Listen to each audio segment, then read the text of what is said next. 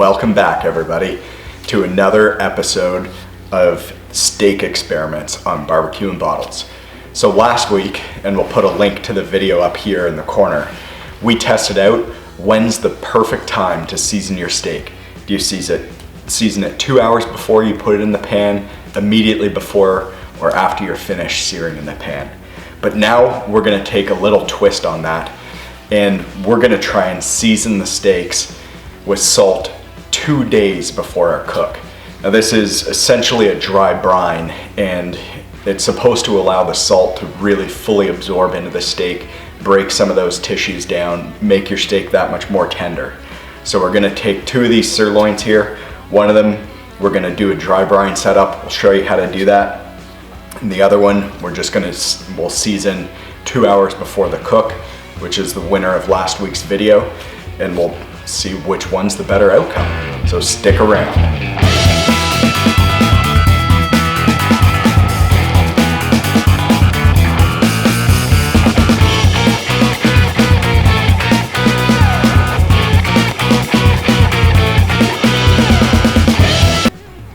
So if you're enjoying this series where we're testing out a bunch of different variables to figure out how to cook the perfect steak in cast iron, make sure you subscribe below for more videos to come. We've got about a dozen different things we're gonna be testing, and we'll be releasing a new video every week. Now let's get to the dry brine. So here we've got some sirloins. We've just got some AAA grade beef. Pick this up at Costco. Now what you're gonna wanna do is put your steak on a cooling rack just like this. Put it over top of a cookie sheet. And this is really just so as any moisture comes out of the steak, you don't want it dripping in your fridge. So this is just a collection system for that. Now you just want to generously sprinkle a little bit of salt all over your steak. And here we're just using a coarse kosher salt. We're gonna make sure you get all the sides as well. Perfect. Rub it in a little bit or pat it down with your hand. And now we're just gonna pop this in the fridge, and we're about 2.5 days before our cook. So we're gonna see how this plays out. The idea here is really not only, as I mentioned, the salt absorbs into the steak, breaks down some of the muscular tissue, and so it's that much more tender, but it's also really gonna help to dry out the surface of the steak so that when we put it in the cast iron pan, there's no wasted energy going to evaporate the water or moisture off the steak. We're gonna get all of that energy going straight into the steak. We're gonna get the amino acids just really hitting with the heat and caramelizing to get a really great Maillard effect. So we're just gonna put this in the fridge. We're not covering it or anything.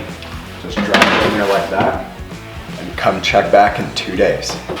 So we've had these in the fridge for a little over 2 days now, and we put one of the steaks alongside the 2 salted steaks where we did the dry brine.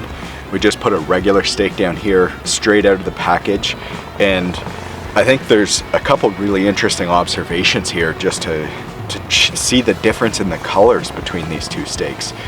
You've got this one over here that's gone extremely red. The steak that we didn't brine at all, even the fat and the marbling in it, it's almost like it's absorbed some of the juices or blood within the steak. The dry brined ones, they've browned a little bit, so there's some oxidization that's occurred, but they've maintained more of their original color. So that's first interesting observation. The second one is, to the touch, these are extremely dry, and I'm really excited to see how these turn out in cast iron. So for seasoning, all we're gonna do, we're gonna salt and pepper this one. And given how dry the steak is, you really wanna pat this in just to make sure you don't lose the seasoning when you flip it over and do the other side. And now for these steaks, of course, we've already done the salt, so we're just gonna pepper them.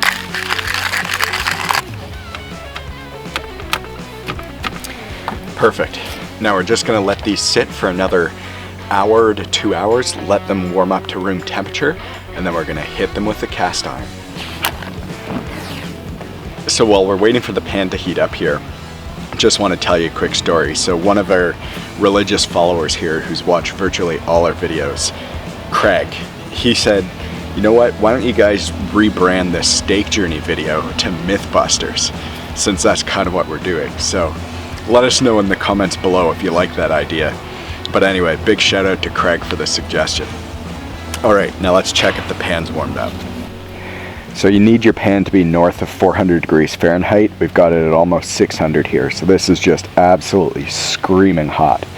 So now we're gonna use some avocado oil as opposed to olive oil. It's got a higher smoke point. So let's get this avocado oil in here.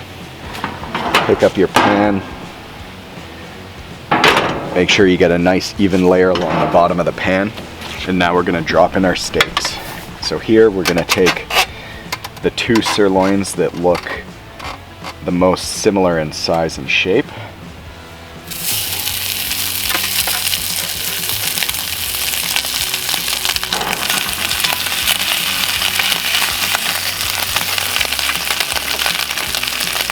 Perfect. So we've got the front one here. This is the one that we didn't actually do the dry brine on. It just sat on the drying rack for 2 days.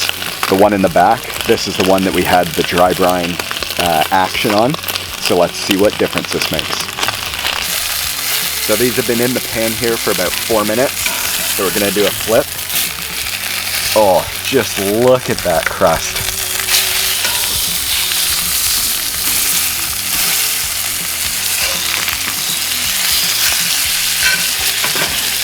Check that crust out there too. Both of those are beautiful. I'm gonna add some butter here. We've got about 2 minutes left in this cook.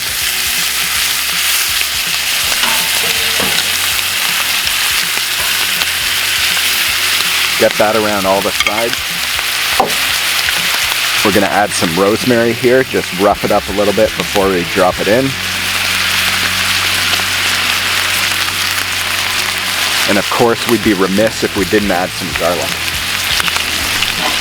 So for the garlic, we've just got cloves here. Smash it down with our chef's knife, just like that. And we're gonna add it into the pan just like this.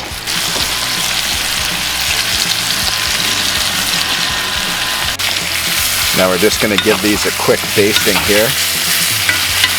Make sure you get some of that garlic onto the steak.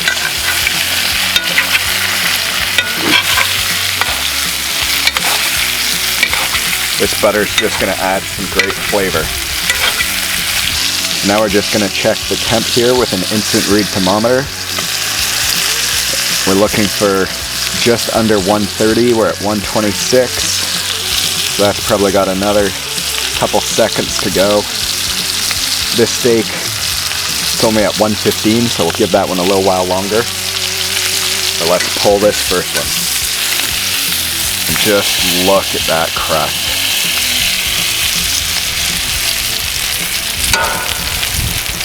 So we're just gonna check the temperature of this one here right now. We're at 131, 128, 129, so this is ready to come off. So we're just gonna put a little bit of compound butter on these while we're resting, and we'll check back in 10 minutes. So we've got these steaks, they've been resting for 10 minutes. This is the one that we just had sitting out for 2 days. This is the one we had out for 2 days with the dry brine. First, the appearance on both of these is absolutely incredible. These are easily the best crusts we've ever got on this steak journey so far. So I'm gonna say, just leaving your steaks out on a drying rack for 2 days, whether you salt it or not, is gonna massively improve the crust on your steak. So that's a huge plus. So now let's cut into these. We're gonna check out tenderness and taste.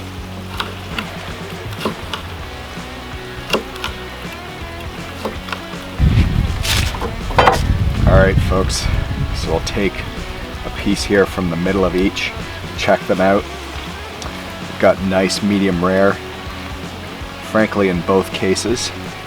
So now for the ultimate test, the taste test. You can really taste the crunch of the crust as you bite through on these. The butter, the garlic, Nice and tender. Really good. Really pleased with that outcome. So now let's try the dry brine steak. It's got the same crunch, the same flavor, the seasoning, very similar, but it's even more tender than the steak that didn't have the dry brine on it. That's incredible. That salt clearly is working its way down into the steak, relaxing some of those muscles, and really improving the tenderness of this outcome here.